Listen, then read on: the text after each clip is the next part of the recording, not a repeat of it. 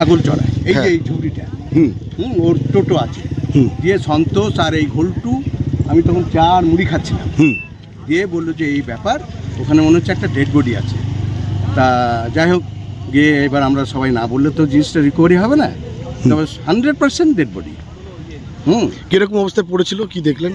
একদম ইয়ে অবস্থায় কাপড় পচে একদম ফুলে তবে বোঝা যাচ্ছে যে মেয়ে ছেলের ছবি মানে ইয়েটা বোঝা যাচ্ছে মেয়ে ছেলে আচ্ছা দিয়ে তারপরে আমরা ফাঁড়িতে থানায় গেলাম। শাড়ি পরেছিল না চুড়িদার পরেছিল সেটা এখন বোঝা যাচ্ছে আমরা দেখে মনে হলো শাড়ি হবে। আচ্ছা ড্রেনে পড়েছিল না সাইডেই পড়েছিল? না না এই যে নিম গাছটা এই যে নিম গাছটা যেটা ঘিরে রেখেছে ওই মাঝখানটাতে। আচ্ছা হ্যাঁ পুলিশ এসেছিলেন? হ্যাঁ পুলিশ এই তো নিয়ে গেল। কি নাম আপনার? আমার নাম রণজিৎ কুমার ব্যানার্জি, আমি এই পাথর পড়ব টিবাস। কি দেখলেন কি ঘটেছিল এখানে? দেখলাম এখানে এসে দেখলাম একটা বডি পড়েছিল, সেটা মোটামুটি যেটুকু অনুসন্ধান সময় করলো বললো যে 42-এর মতো বয়স হবে।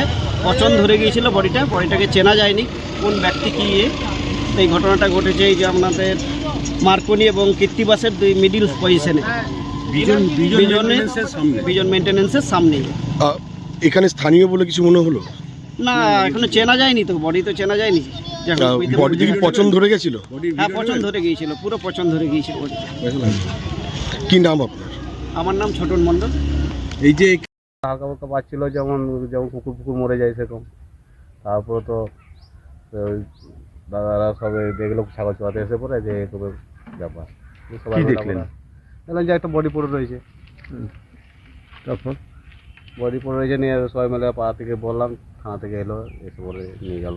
দেখে পরে কি মনে হচ্ছে এখানকার লোকাল বা এখন কিছু বোঝা যায় না, এখন প্রচুর পচে গেছে তো। পচে গেছে কি মানে আলো পড়া গেছে। শাড়ি একটা শাড়ি পরেছিল, শাড়ি পরেছে। আপনার নাম? আমার নাম জয়। আপনি কোথায় থাকেন? এই তো বলি।